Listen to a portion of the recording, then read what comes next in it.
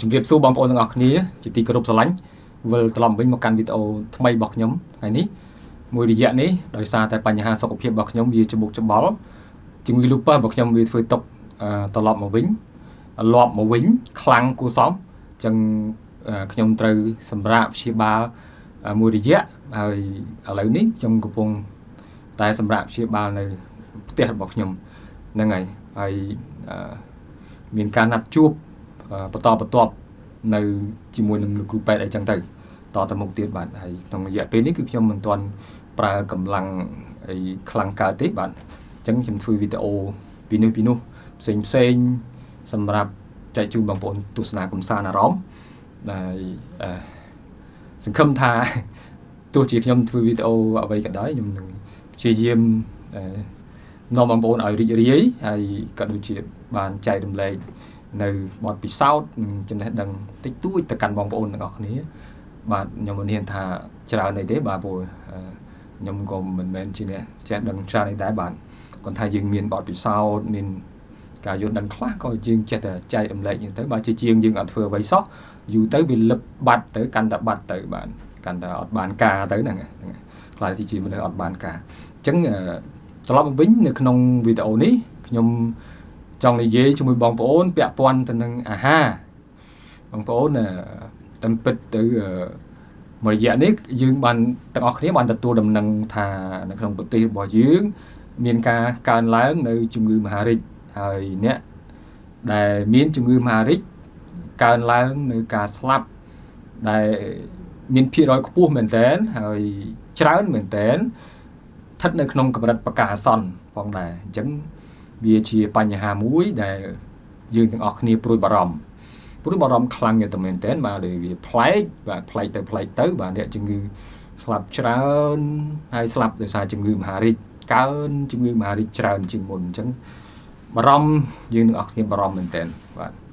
ហើយរដ្ឋាភិបាលយើងក៏បារម្ភឲ្យលោកខ្នះខ្នែងកំពុងតែខិតខំប្រឹងប្រែងទៅតាមជំនាញទៅតាមលទ្ធភាពរបស់លោកអញ្ចឹងយើងទាំងអស់គ្នាយើងគួរតែមានការយល់ដឹងនិងប្រុងប្រយ័ត្ននិងមានការត្រៀមខ្លួនទាំងអស់គ្នាដែរដើម្បីបង្ការខ្លួនយើងជួយខ្លួនយើងឲ្យមានសុខភាពល្អគេចផុតពីជំងឺដំកាត់ផ្សេងជាពិសេសជំងឺមហារីកហ្នឹងតាមពិតយើងជំងឺផ្សេងទាំងអស់វាកើតឡើងបង្កឡើងដែលធ្វើយើងមានបញ្ហាជំងឺបញ្ហាអីហ្នឹងមហារីកអីហ្នឹងគឺមិនមែនមានមូលហេតុតែមួយទេវាមានមូលហេតុច្រើនផ្សេងគ្នាផងដែរប៉ុន្តែខ្ញុំគិតថាដោយឡែកសម្រាប់អាហាររបស់យើងដែលយើងញ៉ាំប្រចាំថ្ងៃហ្នឹងក៏ជាផ្នែកមួយសំខាន់ដែលធ្វើឲ្យយើងកើនឡើងនៅជំងឺមហារីកដែរអញ្ចឹងអីដែលខ្ញុំចង់និយាយបទពិសោធន៍របស់ខ្ញុំដែលធ្លាប់បានឆ្លងកាត់មួយរយៈកន្លងមកពីបញ្ហាសុខភាពរបស់ខ្ញុំដែរគឺភាគច្រើនគឺដោយសារការញ៉ាំអាហារដែលមិនត្រឹមត្រូវដែលមិនគ្រប់គ្រាន់ឬក៏មិនត្រឹមត្រូវទៅតាមក្បួនខ្នាតឬក៏របៀបញ៉ាំអាហាររបស់យើងហើយខ្ញុំគិតកាលដែលខ្ញុំជាប់គាំងនៅមន្ទីរពេទ្យនៅក្នុងខែ3ឆ្នាំ2025កន្លងទៅនេះពេលហ្នឹងគឺជំងឺ lupus របស់ខ្ញុំធ្វើຕົកខ្លាំងហើយវាទៅធ្វើឲ្យ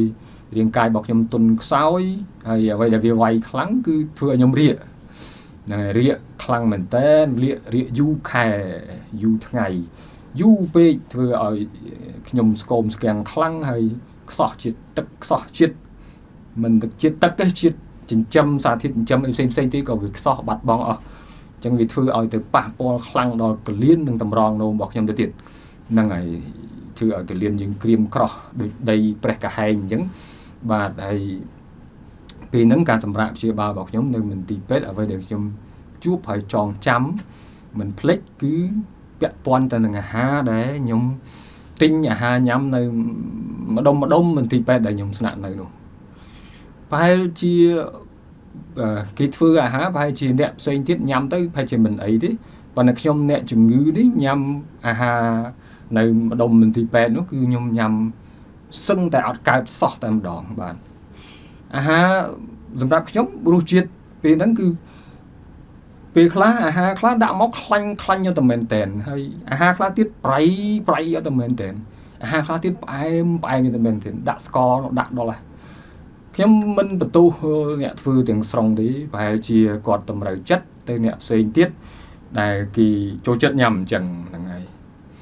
បាទញ៉ាំរសជាតិដិតអញ្ចឹងប៉ុន្តែខ្ញុំគិតថាអ្នកជំងឺដូចខ្ញុំ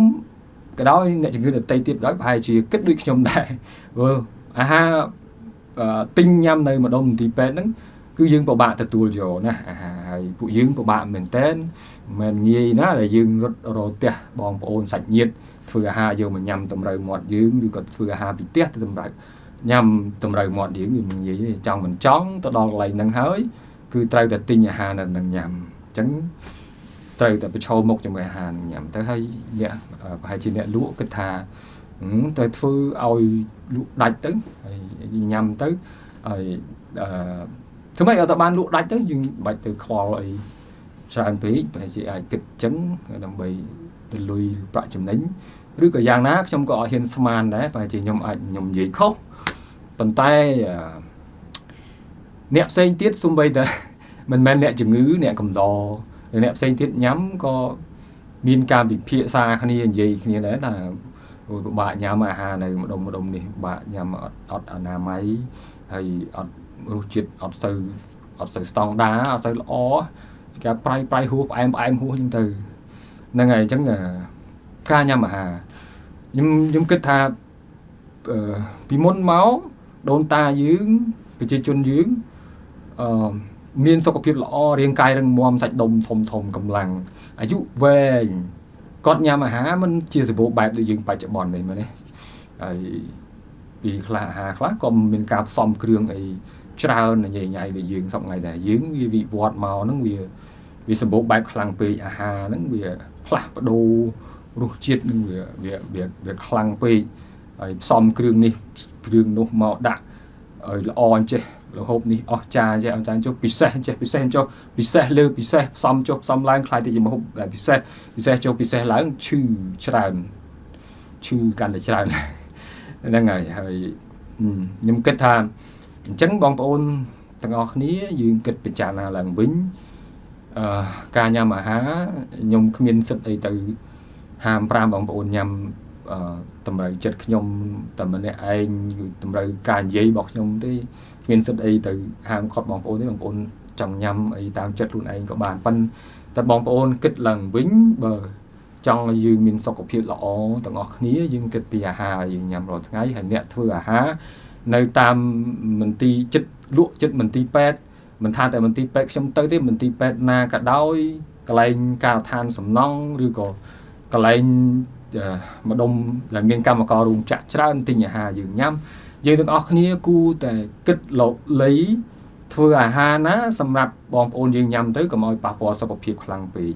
ពីព្រោះអាហារទាំងអស់នោះវាធ្វើឲ្យបងប្អូនយើងប៉ះពាល់សុខភាពដែរហើយឈឺកលៀនមានបញ្ហាកលៀនតម្រង់នោមកាន់តែច្រើនឡើងទឹកនោមផ្អែមឬក៏មានស្អីលើសជាតិអាស៊ីតលើសជាតិខ្លាញ់អីច្រើនឡើងកើនច្រើនជាងមុនអញ្ចឹងបងប្អូនអាចធ្វើអាហាររៀបចំការផ្សំគ្រឿងនឹងឲ្យវាល្មម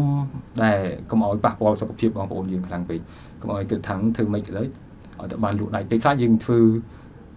កុំតម្រូវចិត្តអ្នកញ៉ាំពេកដល់យូរទៅគាត់ធ្លាប់មកហើយតែយើងក្នុងគំនិតរបស់យើងគឺចង់ឲ្យគាត់មានសុខភាពល្អខ្ញុំគិតថាមានអាហារដ្ឋានខ្លះអត់ដាក់ប៊ីចេងឬក៏គាត់យល់ដឹងតែគាត់ធ្វើអាហារដែលប្រុងប្រយ័ត្នក្នុងការផ្សំគ្រឿងមែនតើដើម្បីជួយគោលបំណងគឺជួយអ្នកញ៉ាំរបស់គាត់មានសុខភាពល្អរហូតដល់អ្នកទាំងអស់ហ្នឹងដឹងអតិថិជនរបស់គាត់ដឹងអញ្ចឹងគាត់មកគ្រប់គ្រងហាងហ្នឹងកាន់តែច្រើនឡើងដោយសារតែការយកចិត្តទុកដាក់របស់ម្ចាស់ហាងម្ចាស់អាហារដ្ឋានហ្នឹងទៅនឹងការធ្វើអាហារដើម្បីសុខភាពល្អទាំងអស់គ្នាអញ្ចឹងបើសិនជានៅតាមចិត្តមន្ទីរពេទ្យមានអញ្ចឹងច្រើនខ្ញុំគិតថាគេនឹងលើកទៅសើកន្លែងលក់អាហាររបស់បងប្អូនគេយកមកនិយាយប្រាប់តគ្នាយើងទៅសើដែរកន្លែងនេះចេះមួយចុះពីរអាចនឹងមានការលើកទឹកចិត្តការទៅសើហើយប្រហែលជាអាចមានរង្វាន់ជាសគុណជាការលើកទឹកចិត្តទៅបងប្អូនទៀតគឺថាបានដែរបើសិនយើងអ្នកឈឺយើងទៅពេទ្យហ្នឹងហើយយើងញ៉ាំអាហារនៅកន្លែងហ្នឹងអាហារនៅកន្លែងហ្នឹងមិនបានជួយយើងឈឺថែមកាន់តែខ្លាំងទេប៉ុន្តែ ជួយយើងឆាប់ជាបាទវាអាហារហ្នឹងធ្វើយើងមានសុខភាពកាន់តែល្អឆាប់ជាដាក់ថ្នាំទៅឆាប់ត្រូវដោយសារអាហារហ្នឹងដែរអ្នកជំងឺដឹងដែរដឹងដោយសារអាហារហ្នឹងដែរញ៉ាំទៅយើងឆ្ងាញ់យើងអត់មានប៉ះពាល់សុខភាពអញ្ចឹងទៅធ្វើសុខភាពយើងល្អយើងឆាប់ជាគេអរគុណហ្នឹងគេសប្បាយចិត្តហ្នឹងហើយគេចងចាំបងប្អូនទាំងអស់គ្នាអញ្ចឹងត្រឡប់មកវិញយើងទាំងអស់គ្នាយើងថែរក្សាសុខភាពយើងឲ្យល្អតាមរយៈអាហារទាំងអ្នកផលិតអាហារចម្អិនអាហារទាំងអ្នកញ៉ាំអាហារត្រូវតែមានការប្រុងប្រយ័ត្ននៅក្នុង page នេះមិននិយាយពីអាហារ page នេះឬក៏ channel នេះគឺនិយាយភាគច្រើនទៅនឹងក្បាច់គុណក្នុងគោលបំណងរបស់ខ្ញុំដែលផលិតវីដេអូតាក់ទងនឹងក្បាច់គុណផលិតវីដេអូcontent និយាយពីក្បាច់គុណគឺចង់ឲ្យបងប្អូនប្រជាជនខ្មែរទាំងអស់មានសុខភាពល្អរឹងមាំខ្លាយទៅជាបងការពាររឹងមាំទៅដល់ប្រទេសជាតិបាទតសការពារប្រទេសជាតិដែលរឹងមាំមានសុខភាពល្អហើយចំណែកថ្ងៃនេះខ្ញុំឆ្លៀតនិយាយពីអាហារក៏ជាផ្នែកមួយដែលជួយឲ្យបងប្អូនមានសុខភាពល្អដែរអញ្ចឹងវាអត់មានខុសអីតអីទេបាទអាចនិយាយបានអាចទទួលស្ដាប់គ្នាបានយើងហាត់គុណយើងមើលវីដេអូបាច់គុណច្រើនយើងហាត់គុណហាត់ប្រាណជួយយើងមានសុខភាពល្អហើយយើងខំប្រឹងញ៉ាំអាហារដែលមានប្រសិទ្ធភាពញ៉ាំអាហារដែលមានកម្រិតល្អដែលជួយដល់សុខភាពរបស់យើងមិនប៉ះពាល់សុខភាពយើងអាហ្នឹងគឺជាអ្វីដែលខ្ញុំគួរតែនិយាយចេញទៅខ្ញុំគិតថាមានបងប្អូនអ្នកជំងឺដូចខ្ញុំផ្សេងទៀតដែលចង់និយាយពីបញ្ហាហ្នឹងដែរពីពាក់ព័ន្ធនឹងអាហារនៅតាមកន្លែងគាត់រស់នៅដែលលក់ដូរឬក៏កន្លែងមន្ទីរពេទ្យដែលគាត់ទៅគាត់ចង់និយាយដែរប៉ុន្តែគាត់មិនដឹងនិយាយយ៉ាងម៉េចអញ្ចឹងខ្ញុំឆ្លៀតឱកាសហ្នឹងក៏និយាយទៅដើម្បីបានថាយើងនិយាយម្នាក់បន្តិចពាក់ព័ន្ធនឹងអាហារអ្នកផ្សេងទៀត page នេះ channel ផ្សេងទៀតគេនិយាយអ្នកបន្តិចពាក់ព័ន្ធនឹងអាហារមកផ្សំគ្នាលឺច្រើនឡើងធ្វើឲ្យចិត្តរបស់យើងធ្វើឲ្យតិចរបស់យើងវាចាប់ផ្ដើមផ្លាស់ប្ដូរគិតការផ្លាស់ប្ដូរហើយនឹងធ្វើឲ្យកាន់តែល្អឡើងហើយសុខភាពរបស់យើងនឹងកាន់តែល្អឡើងដោយសារយើងចេះជ្រើសរើសអាហារយើងចេះផលិតអាហារដែលល្អសម្រាប់ជួយដល់សុខភាពគ្នាយើងទៅវិញទៅមកអញ្ចឹងហ្នឹងហើយខ្ញុំនិយាយបានតែប៉ុណ្្នឹងហើយខ្ញុំពិបាកដោតអារម្មណ៍នឹងនិយាយបាទទៅកាន់បងប្អូនទាំងអស់គ្នាតែពីព្រោះតែសុខភាពរបស់ខ្ញុំវាមិនទាន់ល្អប្រក្រតីទេខ្ញុំព្យាយាមខំប្រឹងនិយាយហើយទៅកាន់បងចែករំលែកទៅកាន់បងប្អូនទាំងអស់គ្នាហើយខ្ញុំសង្ឃឹមថាយើងនិយាយម្នាក់តិចមកយើងអ្នកធ្វើអាហារអ្នកអីអ្នកលក់អាហារអីផ្សេងហ្នឹងយើងលឺម្នាក់តិចយើងយល់ដឹងយើងជួយផ្ដល់សុខភាពល្អទៅឲ្យបងប្អូនយើងទាំងអស់គ្នារួមគ្នាអញ្ចឹងប្រទេសជាតិយើងក៏រីកចម្រើនសុខភាពយើងគ្រួសារយើងរីកចម្រើនសុខភាពយើងក៏ល្អអញ្ចឹងយើងរលុយបានក៏កើនច្រើនឡើងរីកចម្រើនទៅតាមនឹងដែរហើយយើងមានសុខភាពល្អហើយហ្នឹងហើយអរគុណច្រើនបងប្អូនទាំងអស់គ្នាហើយយើងជួបគ្នានៅវីដេអូក្រោយទៀតហើយសង្ឃឹមថាវីដេអូនេះបានជាកំណត់ជួយបងប្អូនតិចតួចដើម្បីយើងបន្តដំណើរជីវិតរបស់យើងឲ្យល្អប្រសើរជួយឲ្យកូនចៅយើងជំនាន់ក្រោយតទៅទៀតហ្នឹងហើយអរគុណច្រើនបងប្អូនជម្រាបលាជួយបងប្អូនសុខភាពល្អ